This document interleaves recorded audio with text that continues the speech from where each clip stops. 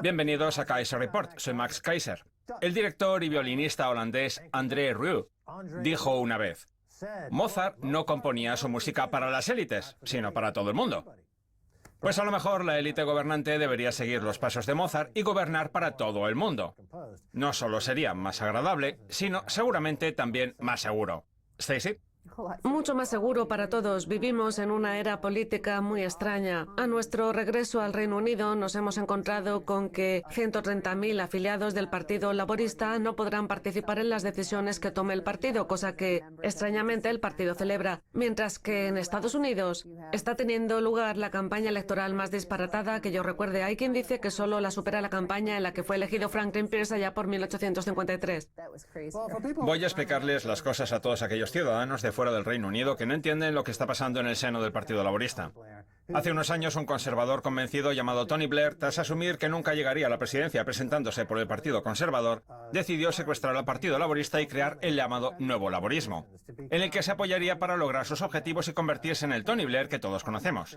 Ese primer ministro conspirador que después de dejar el 10 de Downing Street se ha embolsado 100 millones de libras gracias a los acuerdos que ha contribuido a firmar en el Medio Oriente. Pero ahora que ya no está, el laborismo está tratando de retornar a su punto de origen y volver a ser un partido que representa a los trabajadores, una necesidad que se antoja indispensable en este siglo XXI, en el que el Nuevo Laborismo y el Partido Conservador llevan décadas privando de derechos a la clase obrera. Existe la imperiosa necesidad de restablecer el equilibrio en la economía y Jeremy Corbyn representa el verdadero laborismo. Lo que pasa es que sus propios compañeros de partido, los llamados blairófilos, se empeñan en excluirlo. Vamos a hablar de una cosa de la que nosotros llevamos tiempo haciéndonos eco y a la que ahora también hacen alusión dos medios tan influyentes y tan vinculados a la clase dominante y al mundo político y social de Washington, D.C., como son The Wall Street Journal y The Washington Post. Me refiero a esa especie de burbuja en la que se encuentra la élite mundial. No solo los más ricos, sino también los escritores y blogueros poderosos, que a lo mejor no ganan más de 100.000 o 200.000 dólares al año, pero cuyo poder reside en su capacidad de influir en la opinión de la gente. Esa élite está tan alejada del ciudadano de a pie que, tras una generación o dos, ya no entienden nada de lo que le sucede al 99,9% de la población. Nosotros ya adelantábamos este divorcio y las consecuencias que de él se derivarían cuando vaticinábamos la victoria de Trump en las primarias del Partido Republicano. Pues bien, el presidente alemán ha atacado y abucheado tras afirmar que el problema son los ciudadanos, no las élites. El presidente alemán Joachim Gauck fue atacado y abucheado en las calles de Sebnitz, en el estado de Sajonia, tras hacer la siguiente e increíble afirmación: las élites no son el problema son los ciudadanos. La frase hacía ilusión a la situación de los refugiados y a los ataques que se han producido en Europa. Y ya sé que se trata de un problema interno, o como mucho continental de Europa. Pero lo chocante es el hecho de que un presidente afirme que el problema son los ciudadanos. Eso es lo que sorprende particularmente. Forma parte de lo que yo llamo el síndrome post-11 de septiembre. Tras los atentados del 11 de septiembre, las élites empezaron a retirar el dinero de la mesa, como demuestra el impresionante desplome crediticio que se produjo en el 2008, provocado, desde mi punto de vista, por las élites más acaudaladas del mundo, que decidieron distanciarse de la economía mundial y dejar de poner su capital a disposición del resto.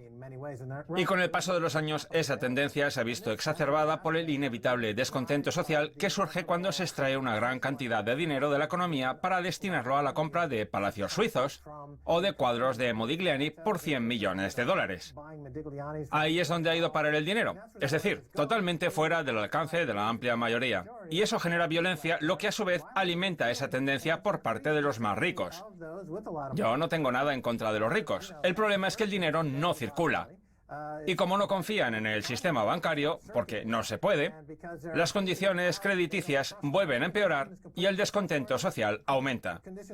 Todo porque la élite está muerta de miedo. Y yo creo que todo empezó con los atentados del 11 de septiembre. Zero Hedge hace alusión a un reciente artículo de Peggy Noonan de The Wall Street Journal, una de esas generadoras de opinión pertenecientes a la élite, que se titula así: Las élites mundiales aborrecen a sus compatriotas.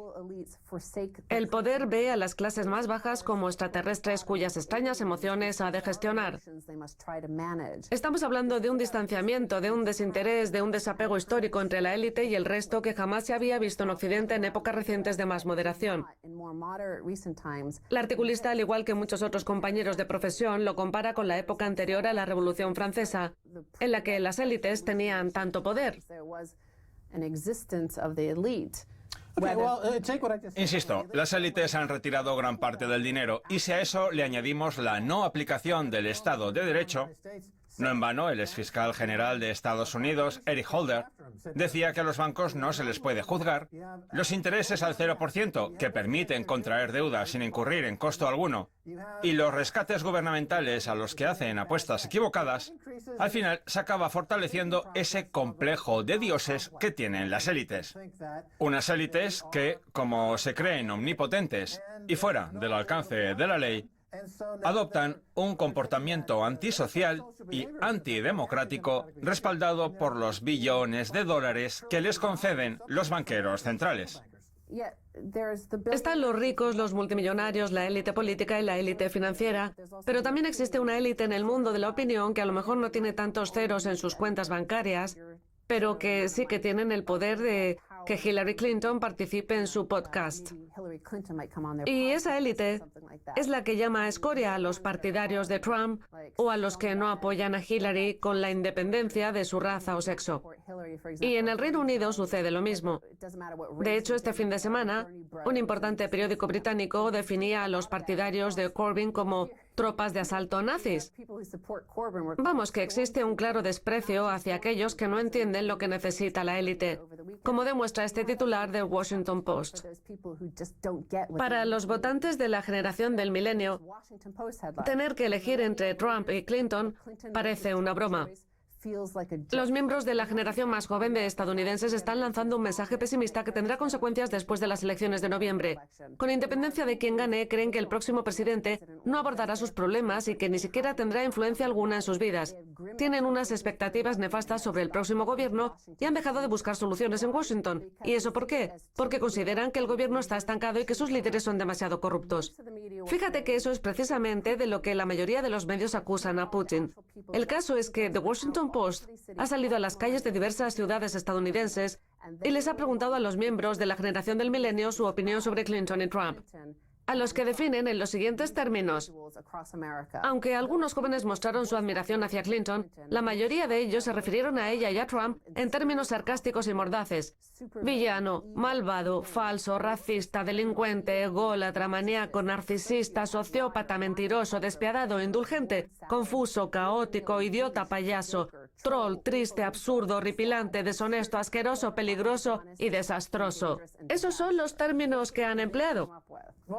Las instituciones estadounidenses fueron diseñadas para impulsar la idea del igualitarismo, la representación democrática y la igualdad de oportunidades. Lo que pasa es que esas instituciones, ya sea el gobierno, el sistema universitario o los medios, que en su momento, en tiempos de Walter Cronkite o de Edward R. Murrow, tenían una excelente reputación y no dudaban en criticar al poder cuando consideraban que era necesario, han desaparecido del mapa. Y ahora tenemos una cámara de eco en la que el mono que arroje más basura al otro mono es el que más atención mediática recibe. Eso es lo que ha dado origen a un personaje como Trump, que es la suma de la insatisfacción de muchos estadounidenses encarnada en una sola persona. Y es que, en lugar de buscar a un líder que nos haga prosperar, lo que estamos haciendo es tratar de encontrar a un matón que elimine a todo aquel que no nos gusta. Hay millones de personas que lo que andan buscando es elegir a un matón.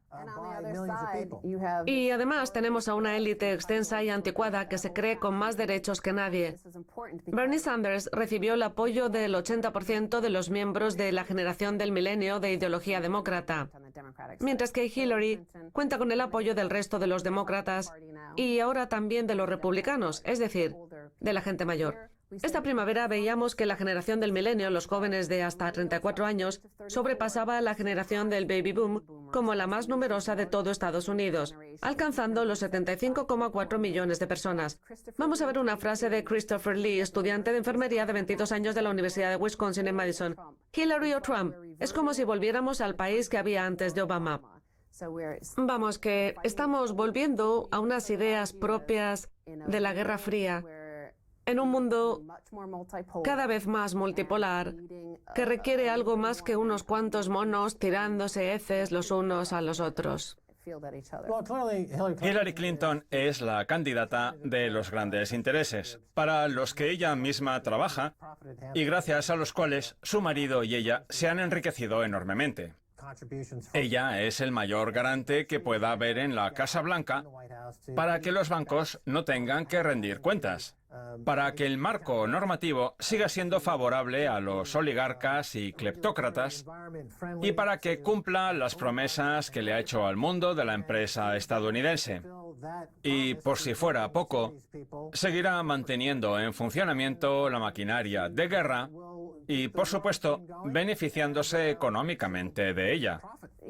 Está rodeada del mismo equipo que ya derogó la ley Glass-Steagall y que elaboró la ley de modernización de los futuros sobre mercancías. El problema es que ahora hay bancos europeos como el Deutsche Bank que parecen empezar a tener dificultades y que otras entidades como el Bank of America empiezan a comprar grandes cantidades de permutas de incumplimiento crediticio precisamente de esos bancos como Credit Suisse, el Deutsche Bank. De hecho, hay teorías de la conspiración que apuntan que, de no ser por el Bank of America, el sector ya se habría venido abajo. Por tanto, si estalla una nueva crisis, querrán resolverla con las mismas ideas del pasado, es decir, lanzándose basura unos monos a otros. Eso es lo que ha hecho que mucha gente esté asustada. La falta de imaginación a la hora de dar con nuevas ideas que permitan resolver los problemas que surjan en el futuro, porque las ideas existentes, como la flexibilización cuantitativa o los intereses negativos, ya han demostrado que para lo único que valen es para agravar aún más los problemas. Ya ha quedado claro que bombardear países para tratar de reinstaurar la paz o construir naciones según la definición estadounidense de país no sirve de nada. Nadie propone ideas nuevas que tengan visos de funcionar. Y eso debería preocupar sobremanera a la generación del milenio, cuyos miembros tienen delante un auténtico muro de zombies. Como el muro que pretende construir Trump con México y que encima México tendría que pagar. Está claro que lo acabará pagando la generación del milenio. En fin, Stacy, tenemos que hacer una pausa. No se pierdan la segunda parte, tenemos mucho más.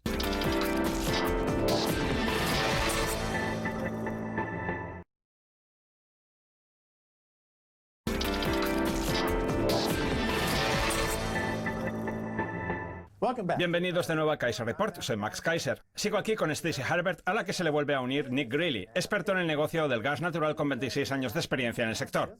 Nuestro invitado asegura que de esos 26 años, los 18 primeros fueron bastante aburridos hasta que llegó la fracturación hidráulica, una práctica que le encanta. Nick es director general de London Local Energy, una empresa constituida con el objetivo de buscar petróleo y gas en el subsuelo de lo que él mismo considera la mejor ciudad del mundo, Londres. ¿Hay gas natural en el subsuelo londinense? Porque París sí que tiene grandes reservas de esquisto, pero está prohibida esta técnica. ¿Tiene pruebas de que haya esquisto en Londres? Eso creemos. Aunque la única forma de cerciorarnos es buscando. Miren, esta ciudad es muy cara. Así que no podemos permitirnos utilizar más terrenos que aquellos de los que disponemos. Mire, esto es como el sector del tabaco.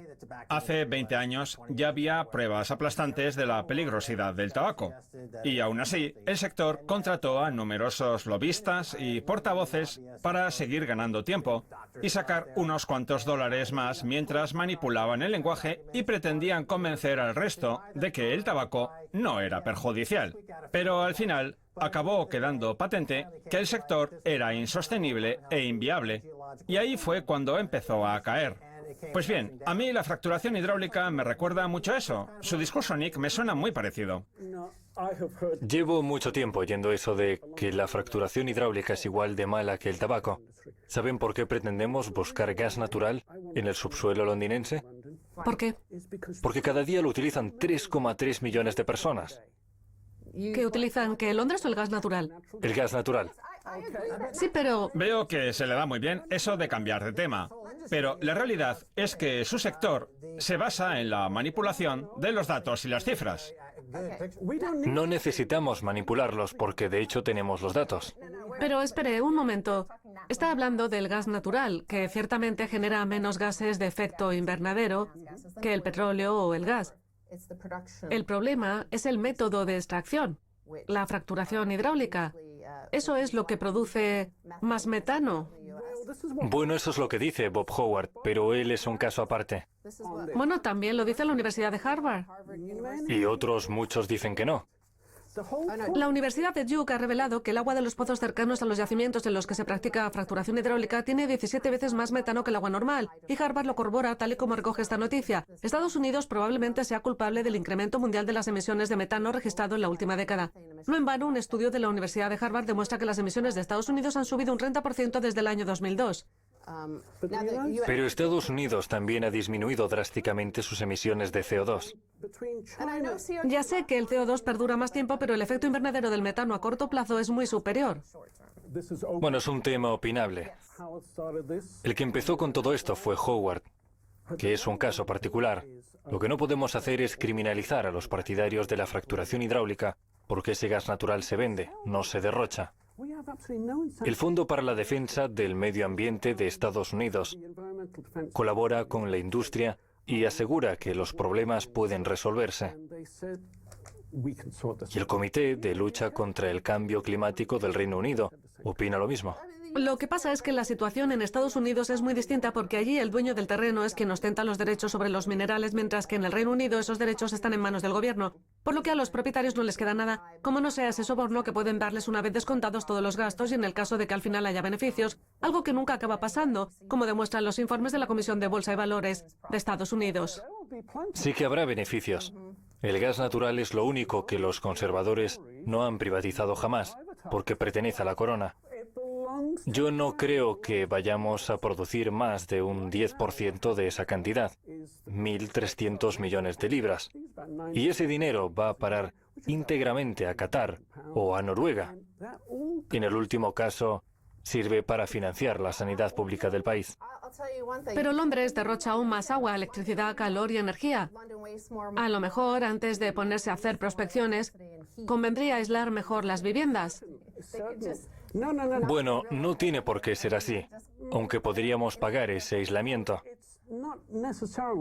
Yo estoy a favor de la fracturación hidráulica, pero también lo estoy de la energía nuclear, de la solar, de la eólica, de todas las energías, salvo del carbón. Y de lo que más estoy a favor, por encima de todo, es de la eficiencia. No olvidemos una cosa, la intensidad del carbono del planeta no deja de bajar. El esquisto no es más que una de las muchas buenas noticias. La energía solar está mejorando muchísimo, y lo mismo ocurre con la eólica. El 40% de la electricidad que se utiliza en Texas se obtiene del viento. Y en cambio, en el Reino Unido la gente se opone a las energías renovables. Vamos a ver una noticia de Reuters. La revolución de la fracturación hidráulica en el Reino Unido requiere una reflexión nacional. El autor del artículo es Andy Critchlow. A pesar de mostrarse entusiasmado con la fracturación hidráulica, incluye al final un análisis de su rendimiento económico y de las subvenciones que algunos medios consideran un soborno. No sé si usted estará de acuerdo. Incluso con esos pagos y subvenciones, la extracción de gas de esquisto puede no resultar demasiado rentable para las empresas del sector. Aunque las entregas desde el extranjero han subido en torno al 25% desde el 2008, los precios durante el mismo periodo han disminuido y a pesar de haberse reducido la producción, el precio al por mayor para las entregas en el mismo día ha caído en torno al 50% hasta los 31 peniques por unidad térmica en ese periodo. Con todo eso, si nos atenemos a las fuerzas normales del mercado, resulta difícil justificar el uso de la fracturación hidráulica. Lo que propone Critchlow es crear una empresa pública dedicada al gas de esquisto para socializar el riesgo. Pues no dice nada que no haya dicho yo ya. Varios días antes de publicarse el artículo, Yo mismo propuse crear una empresa pública energética parecida a la danesa Dong Energy, firme partidaria de las energías renovables. Yo creo que el camino debería ser el siguiente: utilizar el dinero de los impuestos sobre el esquisto para mejorar la eficiencia, la energía solar y el resto de energías. Yo no me opongo a eso en absoluto. Vamos a hablar del aspecto económico de la fracturación hidráulica. Wall Street y el sector financiero y de la gestión monetaria han reconocido que la fracturación hidráulica, al menos en Estados Unidos, es como el síndrome de la reina roja. ¿Por qué? Porque requiere mucho capital, mucha deuda y muchas subvenciones públicas, pero los pozos tienen una vida útil corta, lo que hace que no resulte rentable. Es decir, que sin subvenciones ni intereses bajos, el sector simplemente no daría beneficios. Agencias de calificación como Moody's o S&P, me encanta cómo mueve la cabeza de un lado a otro. Porque ustedes no dejan de decir que el sector acabará hundiéndose, y yo, a juzgar por lo que he visto, no lo creo así. Pues en los últimos 18 meses han quebrado 90 empresas del sector. Para ser exactos, creo que han sido 80 en los últimos 20 meses, que me he estudiado el dato. Sigue insistiendo en corregir detalles nimios. Porque conozco bien el sector y sé que el hecho de que una empresa quiebre no significa necesariamente que el pozo deje de producir. Ya, ¿y qué pasa con las consecuencias medioambientales y con el costo económico de esas quiebras?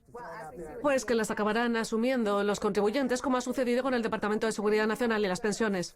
Bueno, no tiene por qué. Nos han enseñado fotos de Wyoming.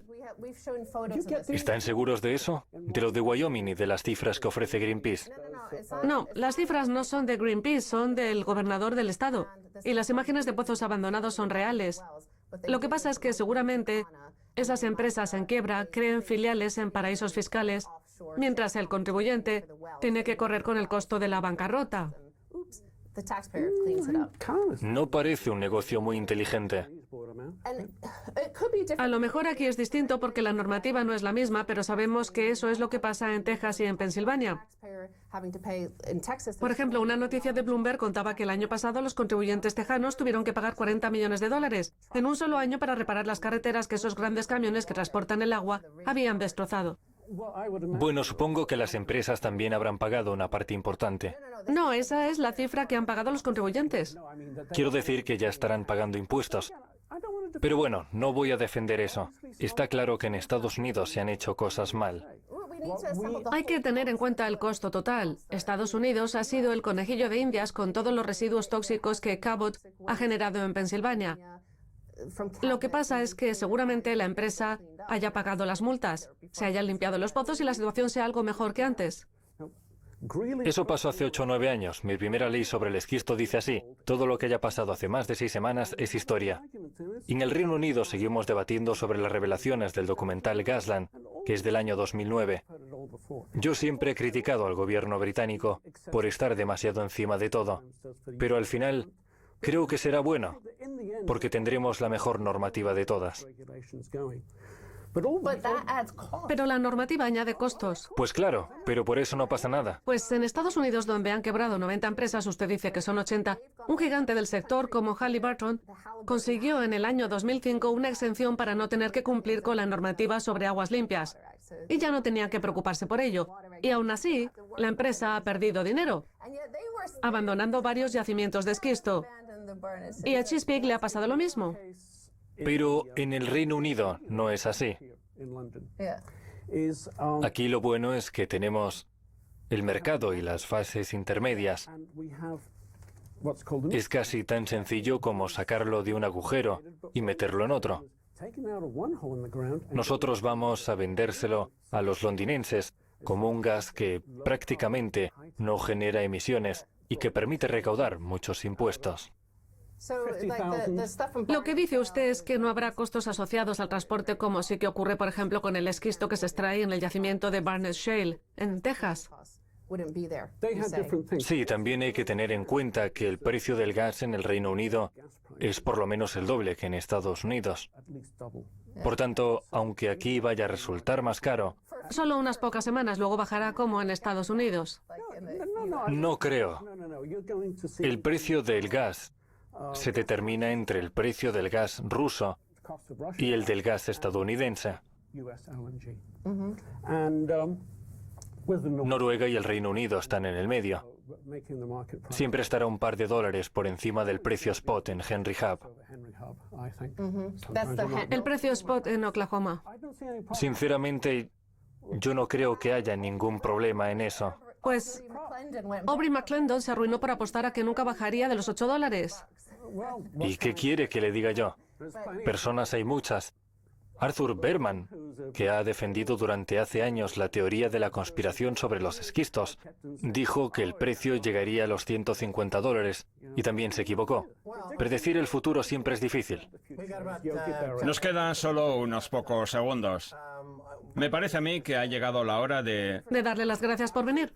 Gracias a ustedes por darme la oportunidad. No suelen darme muchas, así que lo valoro enormemente. Me lo he pasado muy bien, deberíamos repetir. A mí no me importaría, fíjese en todas las cosas que nos quedan aún por hablar. Me parece bien. Tengo respuestas para todo. Podríamos hacer una tercera parte.